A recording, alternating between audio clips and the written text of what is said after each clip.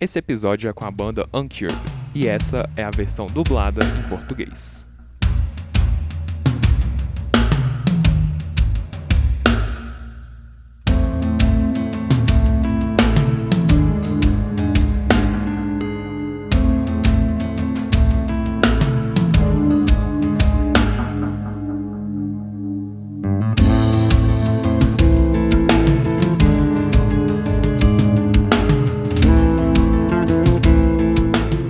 Fala galera, eu sou o Zack. E eu sou o Rex. A gente é da banda Uncured. E a gente acabou de participar do Volume 11. Fala galera, bem-vindos a mais um episódio do Volume 11.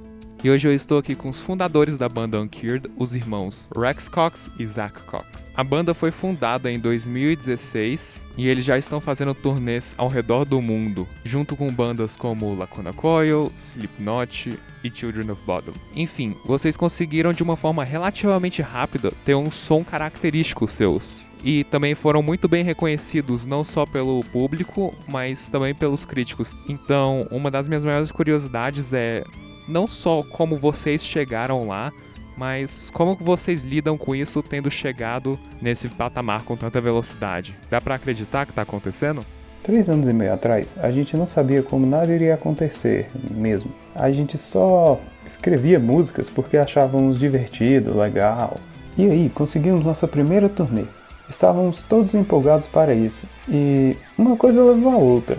A gente não parou para pensar, eu acho, o que estava acontecendo. A gente estava apenas aproveitando enquanto acontecia. E, 3 anos e meio depois, ainda é bastante empolgante e a gente ama fazer shows mais do que qualquer outra coisa.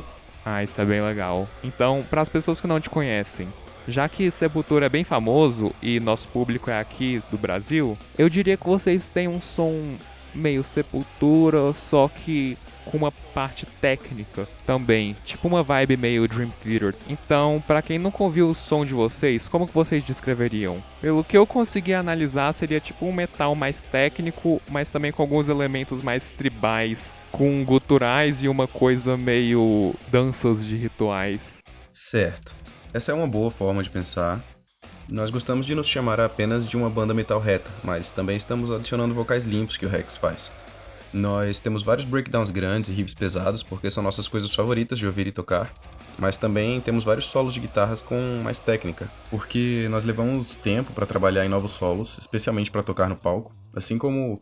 Quer falar sobre algumas das partes limpas? Sim, então, eu acho que uma das principais coisas que fazemos, que outras bandas de metal, várias bandas de metal fazem, mas várias bandas de metal também não fazem, aquelas partes limpas, onde deixamos para apenas guitarras limpas, solos limpos, ocasionalmente um solo de baixo. É um momento legal ao vivo, mas também só legal na gravação, porque dessa maneira a música se abre mais e respira. E quando as paradas mais pesadas voltam, é mais pesado, sabe?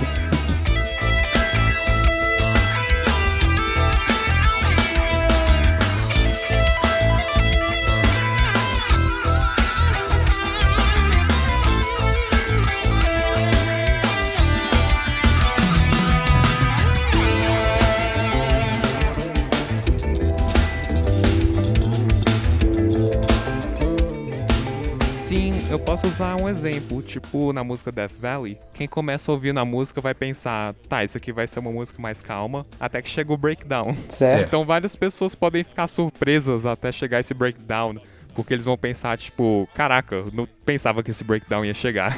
Então, como que isso é organizado dentro da banda? Quem tem os vocais mais agressivos, esses riffs mais pesados e mais devagar, e quem na banda teria a identidade mais progressiva e coisas mais rápidas? E como vocês chegam no resultado final, como em Death Valley, sabe? Como que rola esse processo de composição?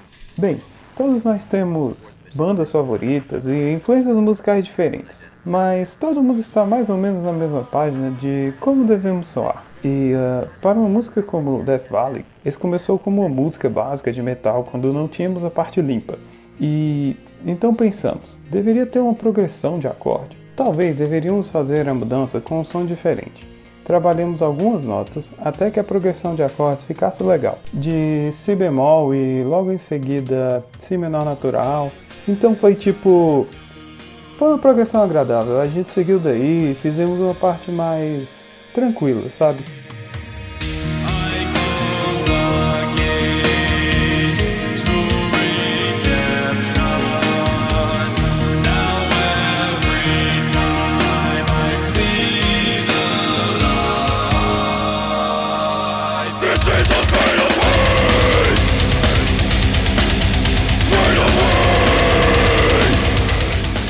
Então, pelo que eu percebi, vocês entendem o que está acontecendo nas músicas e esse sentimento, ele vem durante uma jam, por exemplo, tipo, vamos tocar um pouco junto por enquanto e de repente a gente vem com ideias pra fazer uma música completa? Ou como que vocês começam com uma ideia? Tipo, você tem uma linha melódica na cabeça ou como que acontece? Certo, então, nenhuma de nossas músicas vieram da gente fazendo uma jam juntos numa sala. Nós trabalhamos individualmente com um amplificador de treino ou algo do tipo, criar alguns riffs e na verdade não tocamos nada junto até que esteja bem mapeado. Ah, é mesmo? Sim, então não tentar ir descobrindo as coisas na hora, porque é aí que você tende a cortar caminhos e simplesmente tentar achar algo fácil. Sim, você acaba tocando muito a mesma coisa se você estiver tocando junto com a bateria. Em geral, acaba tocando muito jug se você estiver improvisando. Isso é bem interessante, na verdade, porque várias bandas fazem o contrário. Eles fazem a jam e depois acham o som que eles querem tocar. Mas é interessante que vocês analisam a música antes, separam todos os detalhes, antes de tocarem todos juntos, que aí vocês têm uma ideia do que é. Vocês não vão a essa zona de conforto que eventualmente vira outra música que soa exatamente igual a sua banda já soa, né?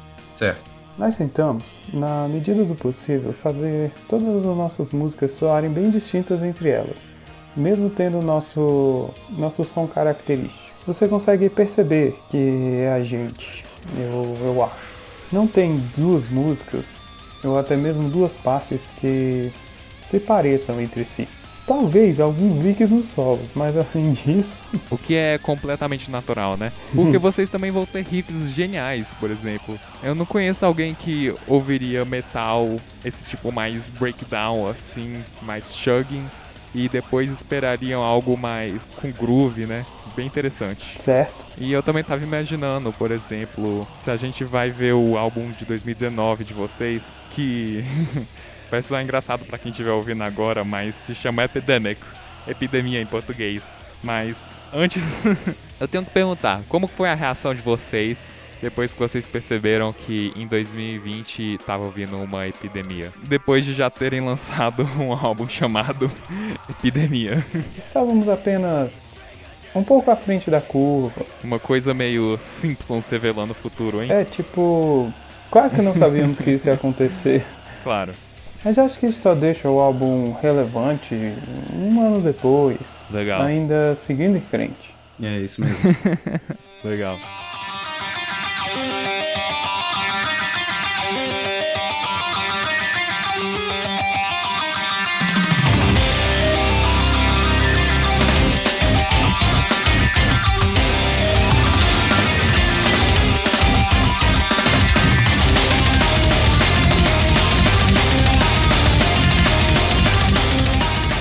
Então, por exemplo, vocês são músicos muito talentosos, tecnicamente. Eu imagino que vários e vários anos de prática resultaram nisso. Mas também, como que vocês eventualmente chegam juntos e vão fazer essa banda bem massa, técnica? Vocês nunca tiveram outros projetos anteriores que talvez só não ficou tão popular? Porque eu acho que todo mundo que vai atrás de vocês só conhece vocês de uma banda, né? Você tá certo, esse é o nosso primeiro projeto. E quando éramos jovens, tipo 14, 16 anos, foi quando a gente lançou o nosso primeiro EP, o que era todo instrumental. Era apenas a gente junto, já que somos irmãos. Ok. Bem, o Max tocou bateria nesse. Sim, nós tivemos o Max Portnoy, filho do Mike, que foi nosso primeiro baterista no EP. Ah, sério? Sim, o Mike do Dream Theater. Mas não chegamos a entrar em turnê com ele.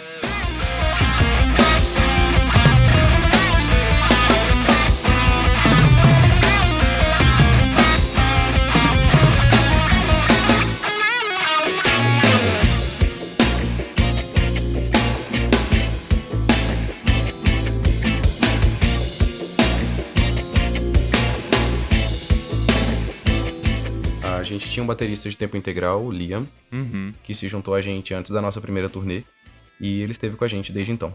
Sim, ele tocou bateria no Medusa e depois praticamos com a banda completa. Acho que isso tudo durou a gravação e os ensaios em tipo umas 6 semanas. E depois entramos na nossa turnê com o Liam.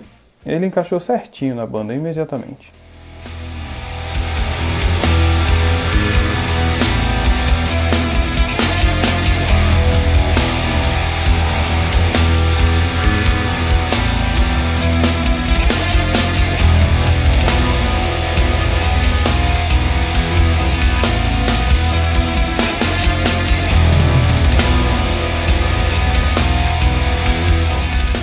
Então, vocês não tiveram nenhum interesse em fazer projetos antes disso? Tipo, quando que foi aquele momento que vocês falaram, beleza, vamos nos chamar de Uncured e vamos começar esse projeto? Quando que foi isso? Assim, nunca tivemos projetos anteriores a esse porque éramos tão novos quando começamos. Nós também somos o tipo de pessoa que prefere focar em uma coisa e fazer isso ficar incrível, ao invés de ter várias coisas não tão boas.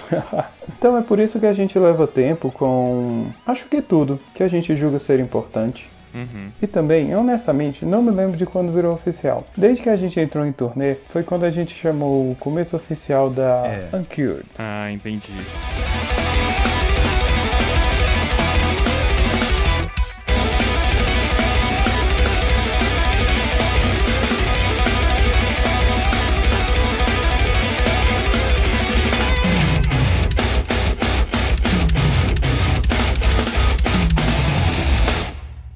Quais foram seus momentos favoritos? Porque vocês chegaram a tocar com tanta gente, né?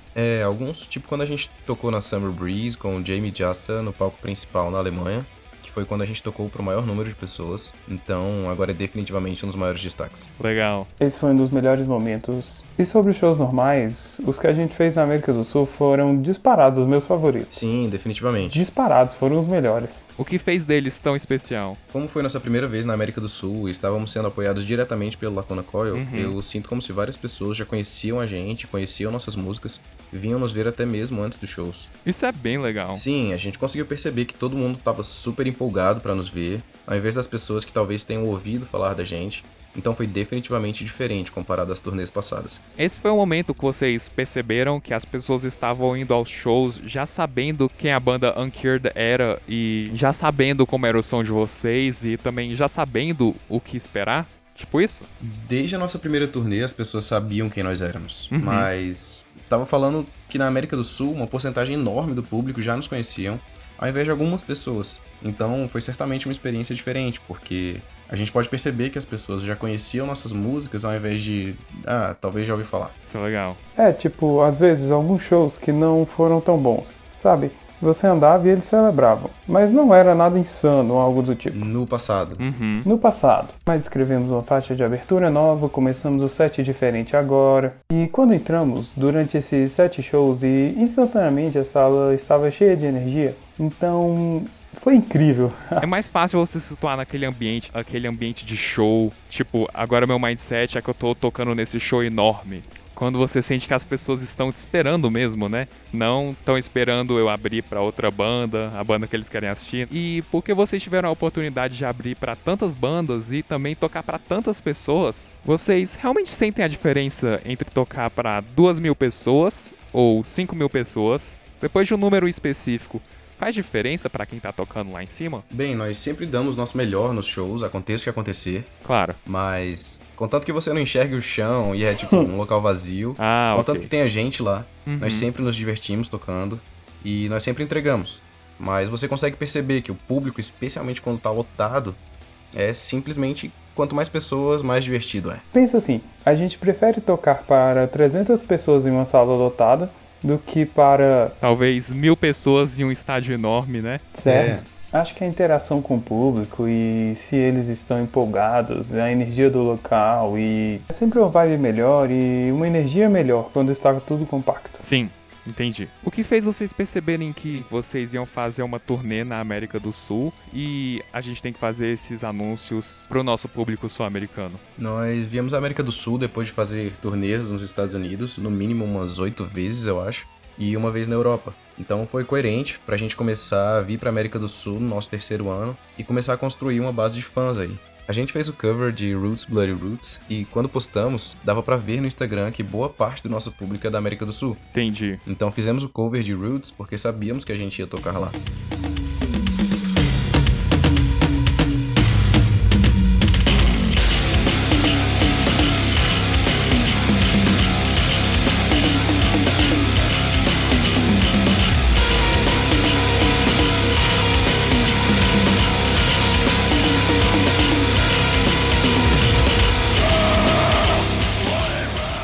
Spotify, São Paulo e Rio eram algumas das cidades com maior número de ouvintes. E também, sempre que a gente impulsiona uma publicação no Instagram de um vídeo com solo, a gente impulsiona para lugares como o Brasil e o México. Até porque tem um alcance muito alto. E todo mundo lá sempre interage. Tipo, achamos vídeos de metal e guitarra. E é um bom público pra gente interagir. Vocês têm alguma ideia do porquê que nosso público sul-americano achou interesse no seu som? Eu acho que é porque todo mundo na América do Sul tem uma apreciação profunda pelo heavy metal e músicas pesadas. E eles não cortam tudo em subgêneros, tipo metalcore ou deathcore, Ok. ou algo do tipo. É apenas, pelo que eu achei, é tipo, isso é metal e eu vou apreciar pelo que é. Você acha que nos Estados Unidos é um pouco diferente, talvez? Eu acho que tem mais classificações nos Estados Unidos. Ok. E isso meio que te empurra para certos subgêneros. Ok. Entendi. É fácil vender a imagem de vocês se vocês se apresentam como: ei, somos uma banda de metal, mas também temos algumas coisas que não são tão relacionadas ao metal. Vocês podem dar uma chance ao nosso som? Certo. Aí talvez os sul-americanos são um pouquinho mais receptíveis a isso. E eu acho que isso é uma ótima observação, porque eu fiquei surpreso quando você disse que as pessoas sul-americanas têm uma apreciação profunda pelo metal. Porque no Brasil as pessoas falam o oposto. Mas eu acho que é bem verdade, devido à nossa diversidade cultural, de música também, e como a sociedade em geral. Então, isso é bem interessante, talvez esse seja um dos motivos do porquê que a turnê na América do Sul deu tão certo. E mesmo gostando da música americana, e todo tipo de música na real, não tenho nenhuma dúvida que tem tanta coisa boa vindo de lá, eu sinto que muitas vezes que você vai ouvir uma rádio, você pensa: ah, essa é a rádio de country, ah, essa é a rádio de rock, ah, essa é a rádio de metal. E elas têm essa separação entre si, às vezes fica até meio chato de ouvir as mesmas coisas toda hora. Certo, então, nos rádios é tipo, temos os gêneros grandes, eles têm rock, metal, country. E eu acho que isso é claramente apropriado, porque você consegue dizer a diferença entre rock e metal. Mas às vezes é um pouco mais difícil de dizer a diferença. Entendi. Aquela área entre rock e metal, que é a minha favorita. E é mais ou menos por aí que a gente está se direcionando. Riffs grandes e divertidos, solos divertidos, mas também refrões limpos e cativantes. É para aí que vamos no futuro. Entendi. De onde que vocês pegam essas inspirações? Tipo, vocês ouvem as coisas que vocês gostam e depois implementam na banda? Ou começaram com uma banda que era mais, talvez, estritamente metal e depois diversifica um pouco? Essa é uma boa maneira de pensar. No começo era mais técnico e tudo instrumental. O primeiro álbum foi definitivamente mais metal, com vocais mais ásperos. Agora estamos adicionando mais vocais limpos, refrãos acessíveis. Algumas de nossas bandas favoritas são tipo Slipknot e Bad Wolves, então um verso pesado com um refrão limpo. Sim. Mesmo sendo uma banda pesada, você tem algumas partes mais acessíveis. Sim, e Slipknot é um exemplo incrível, porque você pega o Corey Taylor, que ele canta Stone Sour Through the Glass.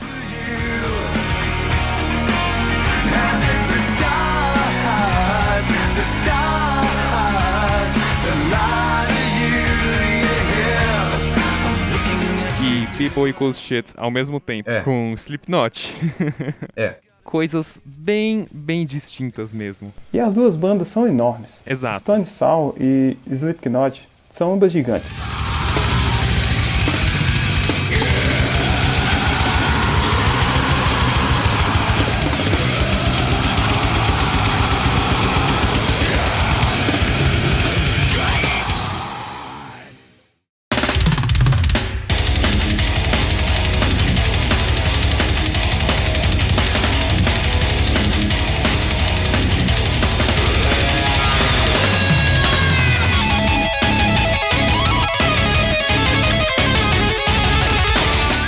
Vocês estão fazendo covers agora, depois de terem uma carreira consolidada com músicas autorais. Geralmente as bandas fazem o oposto, elas começam com covers para eventualmente ver se as músicas deles conseguem qualquer tipo de sucesso. De quem foi a ideia de certa forma, voltar ao começo? A nossa gravadora queria que a gente fizesse alguns covers. Depois de termos Epidemic no Spotify, todos nós achamos que seria uma boa ideia em trazer algumas pessoas para o Spotify e ter outra maneira para as pessoas nos encontrarem. Ah, ok. Certamente funcionou. Legal. Foi bastante divertido fazer os covers, porque as músicas já estão escritas, mas a gente pode adicionar nossos próprios solos e nossas guias. E você não precisa escrever nenhuma letra. Já está tudo lá. Sim. E a gente apenas tenta melhorar ou fazer soar mais como a gente.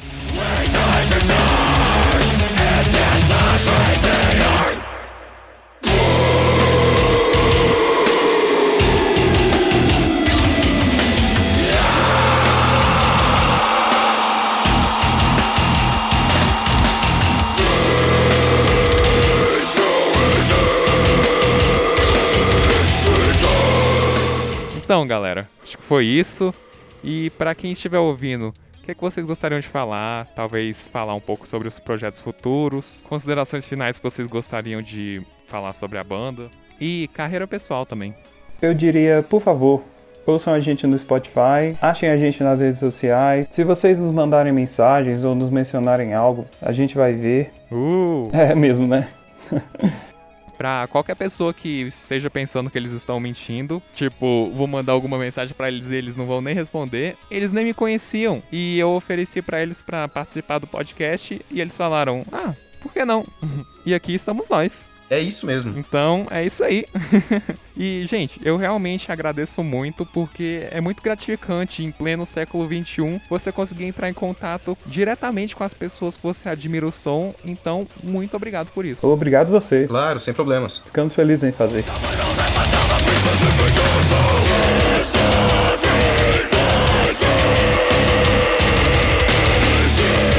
Vocês podem me seguir em @jvrvilela, @jvrvilela, ou também no Instagram do Volume no 11, Volume no 11, também no site volumeno11.com.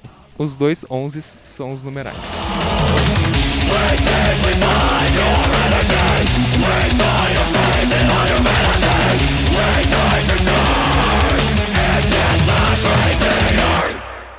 Esse episódio foi editado por mim, João Vitor Vilela, e até a próxima.